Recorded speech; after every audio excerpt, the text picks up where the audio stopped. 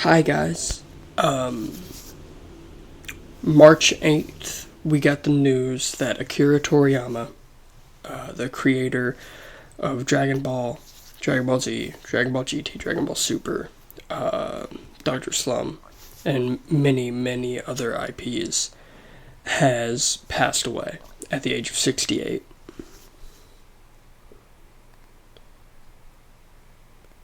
And I want to give my thanks to Akira. I want to give my strength to his loved ones. And I want to talk about what his creation has meant to me, alongside talking about the influence that this news will have not only on me, but on the entertainment world.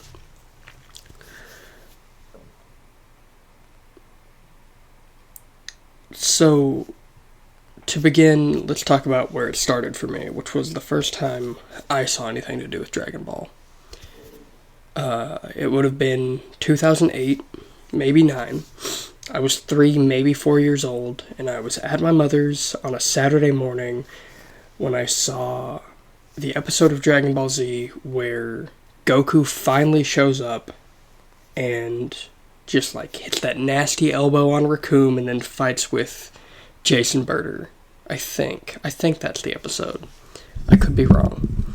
But that was my first taste of Dragon Ball. It was the very first time I saw anything that had to do with any sort of anime. It was one of the first times I ever saw a cartoon or anything like that immediately made my brain go, I want more of that. And then I didn't have a way to watch the whole series. I didn't exactly have Toonami or anything going on at the time for me. And I figured out that my uncle had a DVD set that was the Ginyu Saga.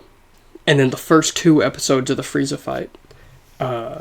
Him transforming. It's the fight between him and Vegeta in their first form. And then the first episode of Form 2 Frieza. And I rewatched the Ginyu Force saga over and over and over and over. So much so that to this day, that stretch is my favorite part of Dragon Ball. It means so much to me. And due to that, when I came to my grandparents' home for a week or 2 over the summer, I had this tablet that they had that allowed me to look stuff up on the internet, and I went on YouTube. And at this point, this would be 2010, so I'd be about 5. Maybe I shouldn't have been poking around on YouTube, and I found it's the first time I saw anything to do with Cell, who is my favorite villain ever. I saw the fight between him and Goku in one 40-minute video that is no longer around. I thought that was amazing, and I fell in love with that character. I fell in love with everything about it. It was my first time seeing anything to do with Super Saiyan, because for the first couple years I knew of Dragon Ball, all I had was the Frieza saga before the Frieza fight, and then some of the Saiyan saga. So it was crazy seeing Super Saiyan for the first time. That was wild. And while looking around, I was introduced to Naruto. And then I was introduced to Sailor Moon. And then I saw some Ghibli movie, but I can't remember which one. Bad memory. But it introduced me to that. And then that, looking on YouTube, introduced me to a lot. It introduced me to horror games. It introduced me to certain films that I've grown to love. It introduced me to YouTube as a platform, which not even 2 whole years later I would start doing YouTube. And October 2011, I believe, was the first time I ever uploaded a YouTube video. That channel doesn't exist anymore, but if I didn't watch Dragon Ball that one random Saturday, there's a chance that I would have taken a lot longer to figure out what YouTube was and never would have started this journey.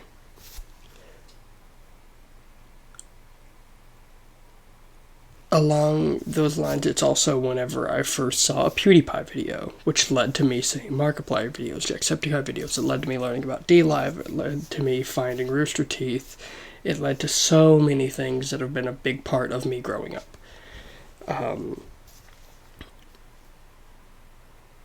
And a lot of my personality is based off of those things, as humans do. We find things we like and base ourselves off of them. And so much of that wouldn't have happened without Dragon Ball. Without Akira Toriyama. The man who has been my best friend for going on 10 years. August 17th will be 10 years of us being best friends. I met him because he overheard me make a Dragon Ball joke, and he walked up to me because he had seen one scene, a Team 4-Star bit, so he knew what Dragon Ball was. He had no clue what he was talking about. He just agreed with everything I said. But I met my best friend, who has been there for more than 2/3 of my life and plans on being there for the rest of it, because I made one joke about Dragon Ball. And we have done so much together, ourselves apart, but where my life is, where it is going, the plans I have to move in with him, the business stuff we have set up, the content stuff we have ready to go, all of that doesn't happen without Akira Toriyama. Which is crazy to me. And then I've been through so many depressive states that have been helped with either content and things like that to make me forget it that are Dragon Ball based, such as YouTubers like C-Reacts, Rhyme Style, Kagi Films when he made things, or the friends I made because of it, such as Amidon, my best friend, or any of my other friends in high school, which I met either through him or via other things, almost always associated with things that I learned about because of Dragon Ball. The first friend I ever made that wasn't just like a kindergarten sort of thing, like the first real friend I ever made, was because I made a Sailor Moon joke. I didn't learn about Sailor Moon until after I knew what Dragon Ball was. All of these things coming together show me how big of an impact that had on me.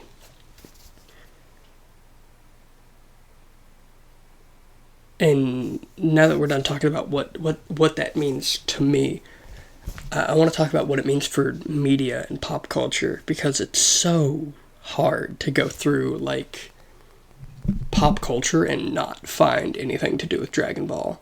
Like, Amazing World of Gumball has a Super Saiyan transformation. Codename Kids Next Door, they had a big Dragon Ball thing go on. Steven Universe is packed full of all sorts of anime, but especially random Dragon Ball bits. There's so much. Akira Toriyama created Dragon Ball as a parody of Journey to the West. And now, when you look up Journey to the West and you look up Dragon Ball's so much bigger. It has so much more social and entertainment significance. And that goes to show, number one, best place, best time. There was luck on his side, but so much hard work, so much effort, so much skill. But it's everywhere in media. It's everywhere in media. It's huge in the Western world. It doesn't matter if you're white, black, Mexican, male, female, none of that matters. You know what the fuck Dragon Ball is. You may not have seen a single scene in your entire life, but you know what it is. And there's so many groups of people that are into it, whether it be preppy fucking white kids. My friend Devin, who is, for lack of a better term, a hood rat, his words, not mine, that's his fucking thing. That is like his thing. It's why we met. It's the thing that he has all over like his walls and shit. Fucking, I don't know if you've seen all the memes, but like the fucking things of like Jesus and Goku being like the Mexican flag, that's real. Like, Dragon Ball has such a big Hispanic market, and that's another part of like how big it is in the entertainment world. And that's only talking Western. That's not talking anything else, because it's fucking everywhere. It means so much to so many. And now that I've talked about me and I've talked about entertainment, I want to talk about a thing that I didn't understand when it happened, that I now do. In 2018, Stan Lee passed away, and a lot of people were hurt. A lot of people didn't know how to feel. A lot of people felt bad, negative. They were hurt by it. And I didn't get it. I didn't... When that happened, I didn't exactly understand. Like, I understood a man died, but I didn't, get it. Toriyama passing was my Stan Lee passing. Because of how much Akira Toriyama and his creations impacted me, who I am, my life, who I surround myself with, what type of entertainment I intake, what type of YouTubers I watch, what type of animes that I'm into, what type of person I want to be, who I want to surround myself with, those things. I never met Akira Toriyama. He didn't know I existed.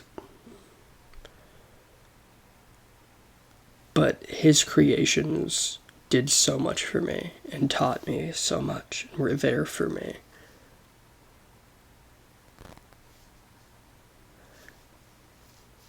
I'm not a religious person, nor do I have any clue what goes on after death. But if there's anything, I hope Akira is either resting well or having the time of his life. Afterlife? I hope he's doing well. And I hope, if there's something after, that Akira hears everybody thanking him. Hears everybody expressing their gratitude for what he created and what he did.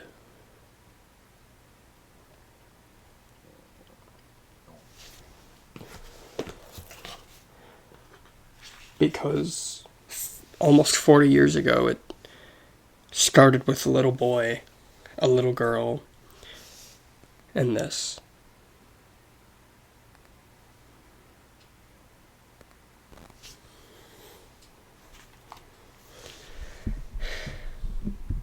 Thank you, Akira. Rest well, my friend.